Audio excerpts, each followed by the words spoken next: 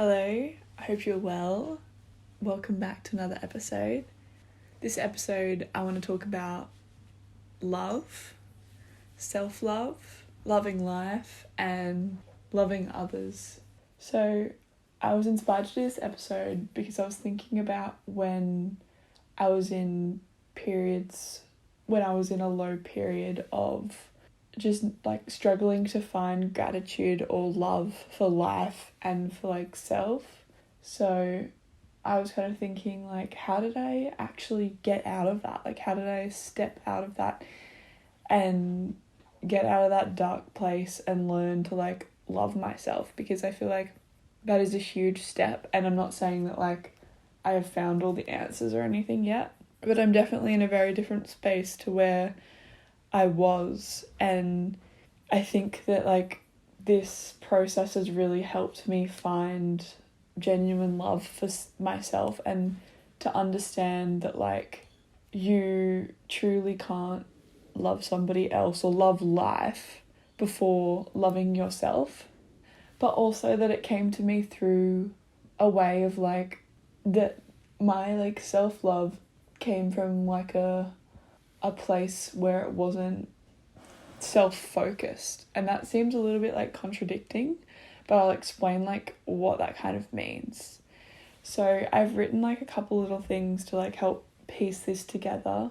So to love, we must first go through a process of loving self and the world in order to be in love with life and with others.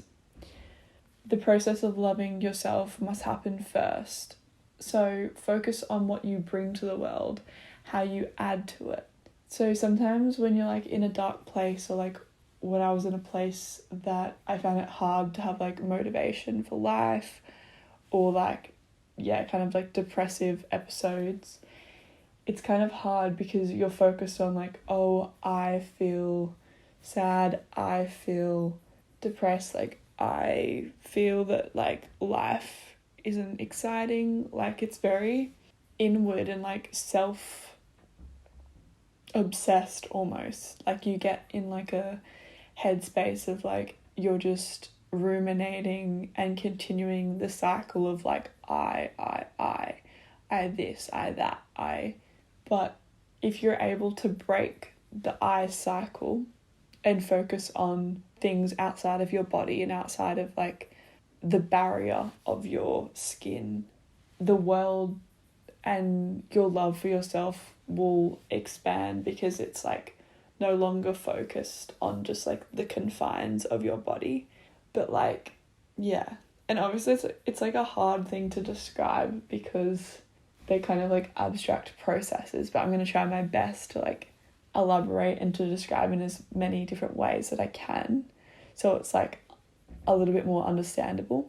So I think like the first step really is just to focus on what you bring to the world and how you add to it, because it's still like in line with those like I processes, which are easier in the moment because like that's what you're caught up on. So if you can focus on like, okay, well, what do I bring to the world? Like, what is my value? How am I adding value? And if you start there, and sometimes it's like hard to just think of like on the spot, if you're in a negative cycle, to think of like positive things that you can say about yourself. But if you think about it from like another person's perspective, so like if you think about it like maybe what your mum says to you, or your grandparents, or your sister, or your brother, or your friends, or something that like other people have told you that they really value about you. So sometimes it takes a little while to think about that, but if you can think about it from like their perspective, it can help. So maybe it would be like, you're so good at being there for your family, how you provide an ear to listen is so amazing, how you make people laugh, like I love how you make people laugh, things like this. I love when you help, I love how you help. So when you think about it, like those phrases, you would have heard one of those phrases before, and you can think about like how that makes other people feel, and in turn that can give you gratitude, because those are all things that are service acts. So they are out of love, they are out of gratitude. They're like higher frequency acts and services and things which align with love and gratitude and things that are positive. So it's going to make you feel good when you're thinking about stuff like that. And that's why like having a practice of gratitude like every day is so good. Or just even like, I don't have a strict gratitude practice. It's more just you're sitting in nature or sitting having a coffee and you go, wow, like I love how the light is hitting the leaves right now. Like that's so incredible. And how cool are plants that they're able to like get their energy and absorb that. And that's just amazing. And just finding the beauty. Sometimes even gratitude through beauty can happen too. And I think like that's why we value beauty, because we can be grateful for it. And like we love looking at things that are pleasing, like looking at water or a beautifully designed like cheese board, like even that.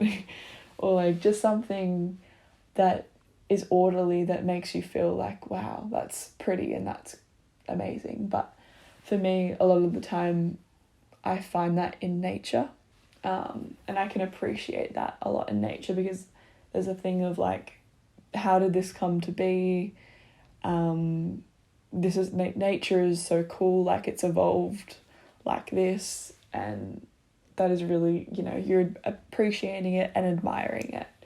Yeah, so there's many different forms of gratitude, but that's the way that I kind of go about it.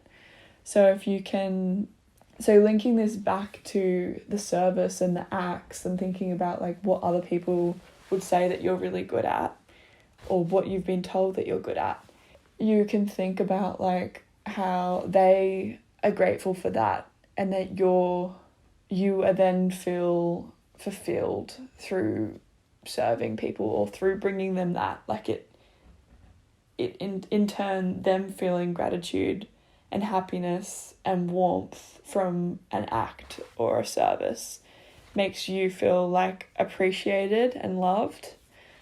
So if you can change your rumination to that kind of thing, that is like an awesome step. And it's helpful because it's still kind of I or me focused inwards, which can be a good next step. Yeah, so when I think about it long and hard, the things that I place most value on is how I can be of service to others and how I can be there. Yeah. So this leads to kind of the realization that you are needed, you're valued, and you add to the world through service alone. Like that brings joy and happiness and love into your life and to everybody else's life. So service is really caring about things that are outside of ourselves. When we do this, our identity almost starts to dissolve because we become absorbed by the world around us and become really a part of it. Instead of ruminating on everything inside of us, we're focused on outside.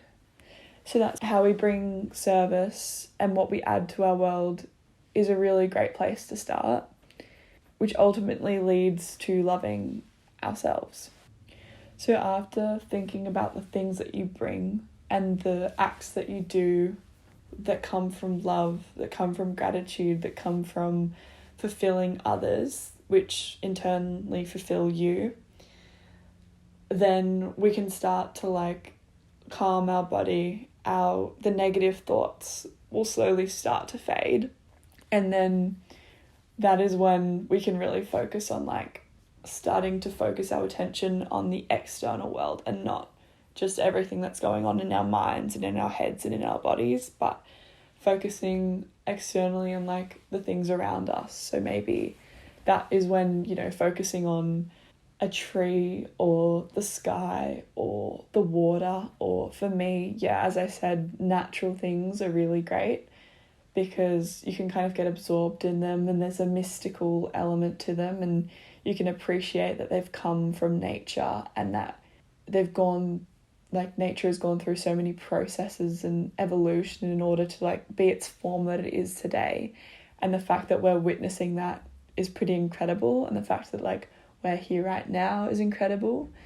And it might not all be that while you just look at a leaf, but it can lead there sometimes. But just even watching it can be a moment in itself that can take us outside of our bodies, and focusing on that external world becomes calming.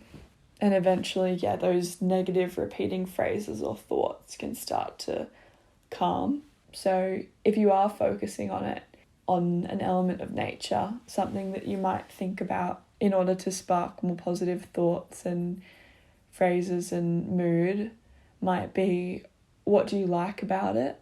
What are the good properties about it? Like, why is it sparking your attention or your engagement? Like, for me, it was the leaves capturing the light really beautifully, and I'm just appreciating that.